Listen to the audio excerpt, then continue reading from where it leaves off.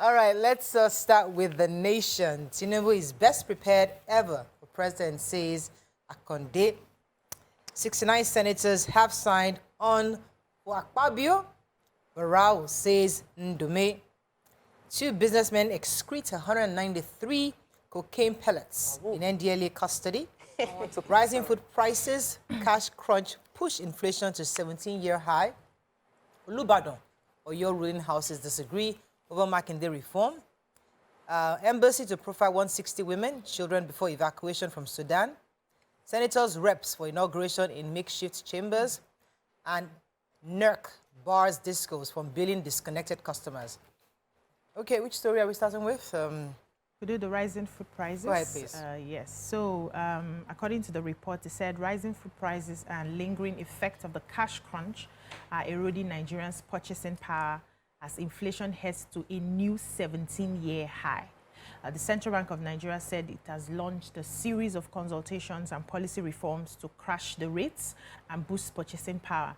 But there was an intelligence report by many economic and finance firms yesterday indicated that inflation may rise by about 50 basis points to between 22.50% and 22.67% in what may be the 4th consecutive month of increase. And ahead of that release, inflation report by the National Bureau of Statistics, independent consumer surveys and economic metric models, they are saying that inflation remained on the upward end. So there's a lot of data here listing how it has risen. Inflation rose by 13 basis points from 21.9% in February to 22.04% in March. And Nigeria has the 5th highest inflation rate in Africa and the 2nd highest in sub-Saharan Africa.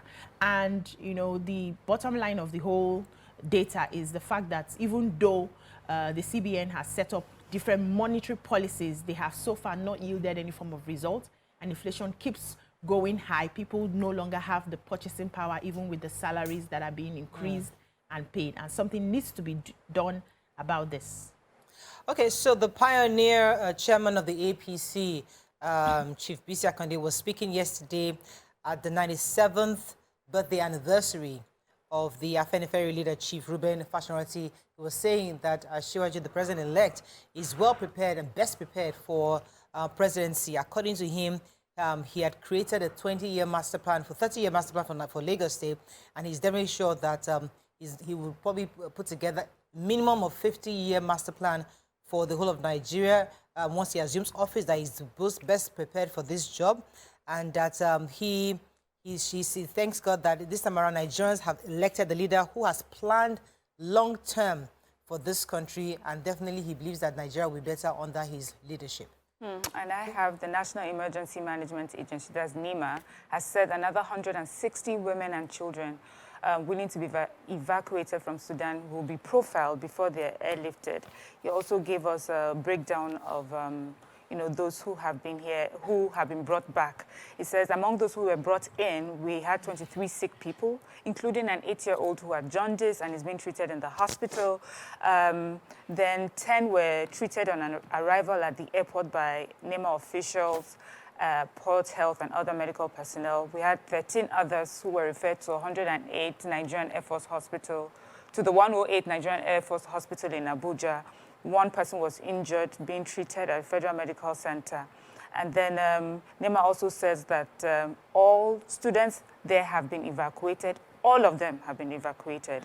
But then the ambassador also reached out to NEMA and saying that 160 women and children without passports or anything, you know, to identify them are willing to be evacuated. And so they've asked them to be profiled. It's important for them to be profiled so that we know they're truly Nigerians. And by profiling, they want to know where their addresses are exactly here in Nigeria. So we don't bring in people who are now stranded in Nigeria and know where to go. We don't really know who they are. Yeah. So those people have to be profiled first before they are evacuated. Please don't take the next story. So the Nigerian Electricity Regulatory Commission has made a very, very important decision that I'm very happy about, coming late to March 2023. Anyone who has been disconnected from power supply, they've now said that DISCO shouldn't send bills, which for me It's common sense. But there's been issues several times, people going to court in some cases and others having to settle out of court, where disconnected households for months without consuming any electricity officially get bills to their houses, and the bills are compiling. So they will, whenever they now have to reconnect them, they will still have to pay for the months when they did not consume any electricity. So the regulatory agency has said that with this new amendment, the Customer Protection Regulation 2023, the Commission has now said bills, customers can only get bills when they are reconnected. Also, they mentioned the fact that if you don't have a meter, there is now a system for calculating what your estimated bills should be. It should be the average of what is being paid within the area.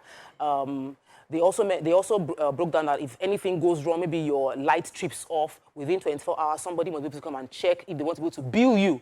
Because if you don't have power, you shouldn't be paying those bills. I'm happy about this, and I hope they'll be able to resolve for those in the past who've had to pay for power they didn't consume. The Punch. States paying governors jumbo pensions owe 3 trillion naira debt. Speaker Abbas Betara split opposition camp. Prisoners feeding. States force federal government seek new revenue formula. Nigeria imports 2.7 trillion naira sugar as government master plan stalls. Death shakes Nollywood as 3 actors, technician die in 1 week. Seun Kuti, musician, made reports to police today, appoints Falano. Operators demand tough sanctions as Nigeria loses 313 billion naira to oil thieves. Why I rejected request to visit Tinubu, says Bode George. 86 senators will support me, says Akpabio. Okay, which story are we starting with in Punch? Okay, should I start with the jumbo pensions that outgoing governors will be getting despite, our debts and also all sorts of things, unpaid workers' salaries and things like that. They're saying, Punch is saying, no, they did a report, full report, but I'll summarize. 18 outgoing state governors will retire into lives of luxury with generous pension benefits despite mounting debts and unpaid workers' salaries. According to data from Debt Management Office, the debt figures for these 18 states included 2.27 trillion domestic loans and that's naira, and $1.71 billion foreign borrowing. The foreign debt is about 787.51 billion naira. That's at the exchange rate of 460 naira 53 kobo. And the debt figure as of December 2022, okay, so they've given that. Anyway, so they listed all these 18 governors. Most of them, they listed those, most of them were two-time, they had done their 2 terms, except for the Zamfara State governor who lost his re-election attempt. Then they said all these governors are entitled to generous monetary pensions, mansions to be built in locations of their choice, luxury vehicles and domestic, as well as security aids, among others. And this, of course, we know is based on the laws that were passed by their respective state houses of assembly. Many, I mean, we need to just read it and read the states that cannot pay salaries should not be having this. States, if you read per state, yes, what they get and what they owe, it makes you sad. This is a topical. Yeah, it is. Order of priority. Because if you are not generating, you shouldn't be collecting. States who are generating, someone like Governor Wike can say, I can collect pension, maybe I'm generating revenue. But states, I'm just giving an example. Whether you're generating or not. As long as you're owing. Of Nigeria. No, plan forward. No, but it makes sense. It's a conversation. You shouldn't now, because it's natural. It fell into the state. Competition for governors to not get them to work. Let's go to break. Let's calm down. We'll be right back. Thanks for staying with us. We're still reviewing Punch. So I was going to take the story concerning the prisoners feeding. If you recall, the president had signed the constitutional review, which placed the correctional services on the concurrent list. With reference to that, the Minister of Interior, Mr. Rauf Aregbesola, has said that starting January 1st, 2024, states would therefore be responsible for feeding their inmates, as opposed to how the federal government used to feed them. Of course, lots of states have rebelled, saying that doesn't even make any sense. Government like Ogun State, Gombe, Ondo, Delta, Borno, Osun Rivers, and many others saying, don't come and relegate your responsibilities to us. But Ogun State, for example, said that these are things that don't via due process. You can't just use an executive fiat to change something that's been done. Gombe said, what are you talking about? I wonder why government is trying to outsource its responsibility to states. Others are saying that this is something that we have to look again. But the objective really is to make the center less heavy, because a lot of people are dependent on the federal government to do a lot of things. So, for example, paying to survive. So they're saying that the federal government pays. Helps the inmates to feed them, and they're costing millions or trillions of naira. Oh. States should be able to do that themselves. Or they should make the prison sustainable. Give them land to be farming. I don't understand. All right, it's a possible conversation to have, but it costs a lot of money to keep people. Yeah, absolutely.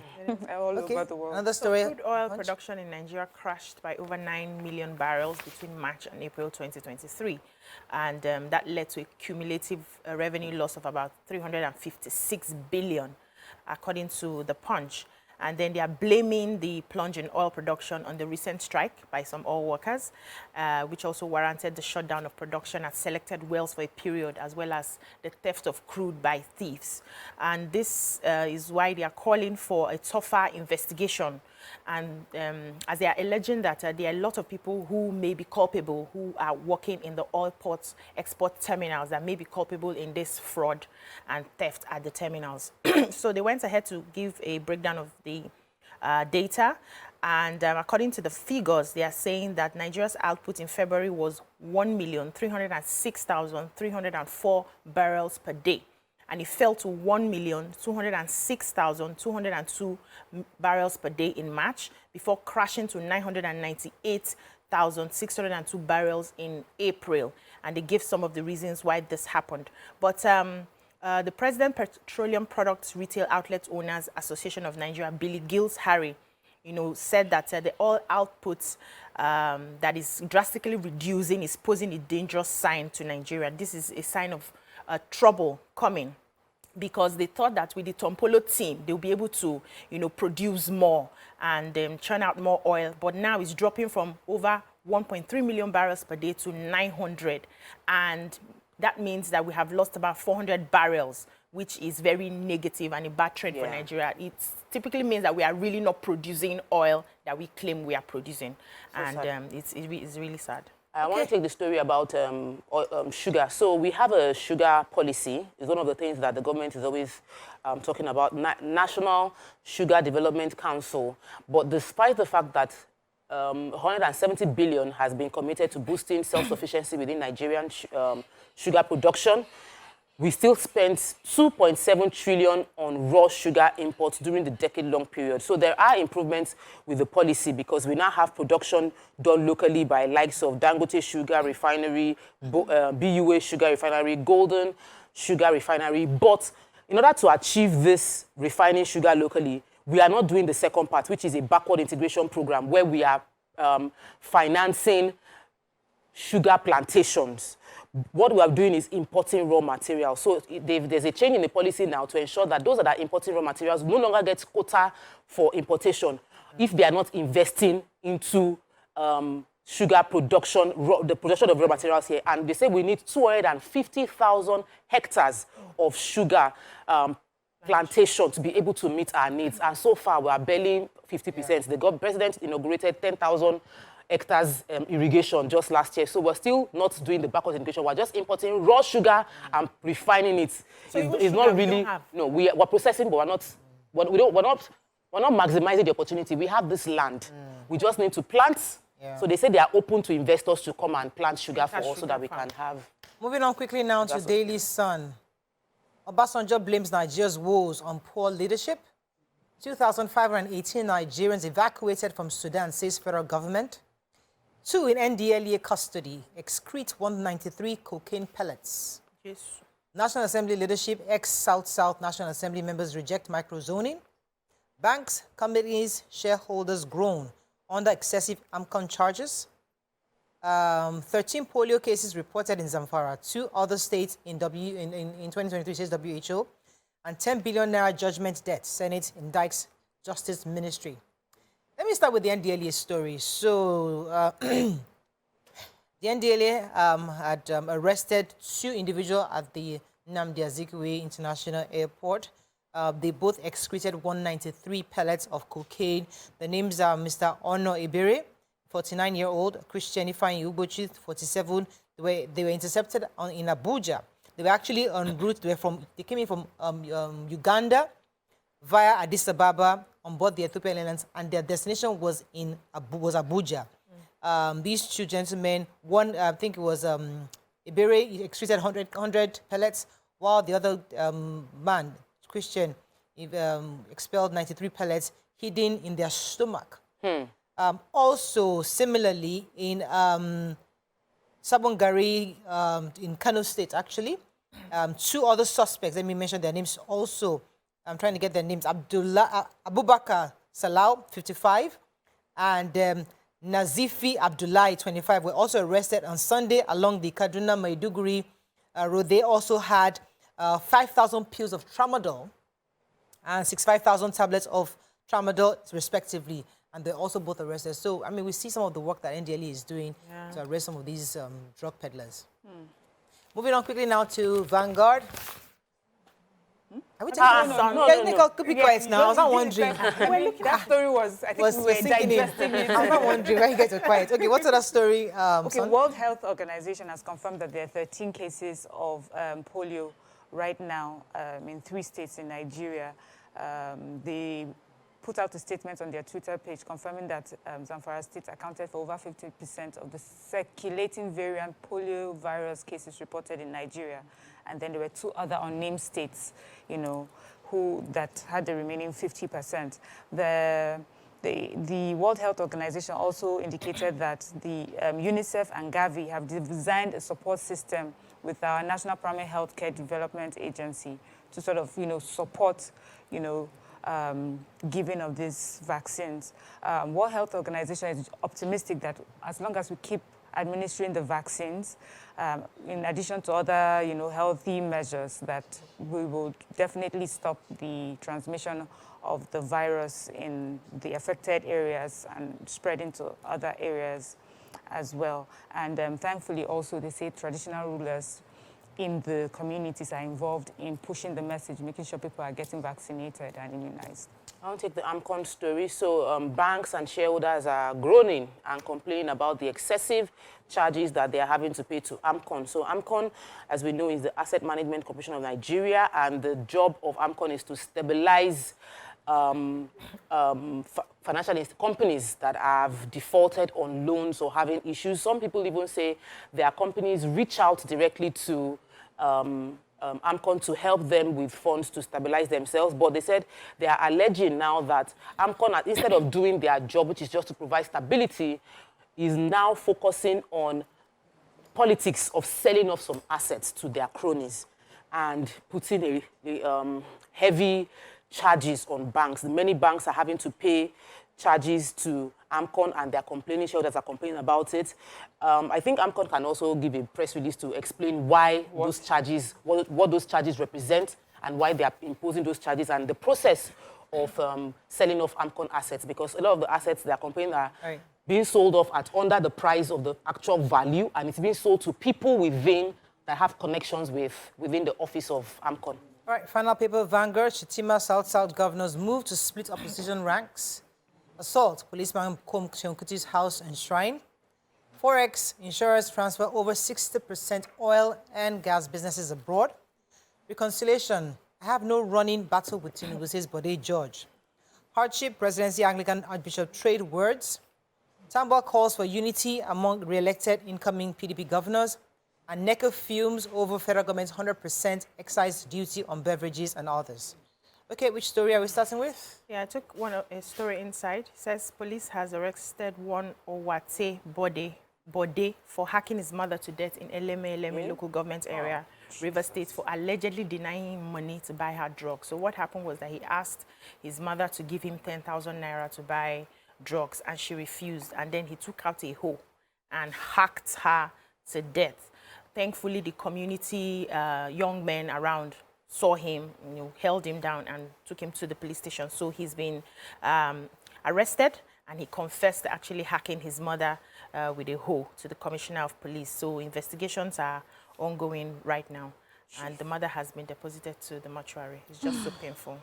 On Mother's Day, eh? Honestly, NECA is complaining. They are fuming, according to Vanguard, about the federal government's 100% excise duty on beverages. They said that we know that there's been unemployment hovering at 40%. There's challenges of getting foreign direct investment into Nigeria, and that this is going to affect us even getting more foreign direct investment in Nigeria. They understand that Nigeria is facing challenges with raising funds, but proposing an increase would spike cost of production and reduce competitiveness between Nigerian manufacturers and local international markets. So the conversation is that this will not improve growth of business and manufacturing. It will lead to smuggling and stifle growth of businesses within the beverage sector, and it would just really out the negatives of what this excise duty would cost to Nigeria. Okay, that is all we can take on the front page review. I really wanted to read that Bode George story. I wanted to know what he has to say. At the point. But let us... Oh, at the point. You had a story at the point. Oh, I guess we run out of time. Do apologize.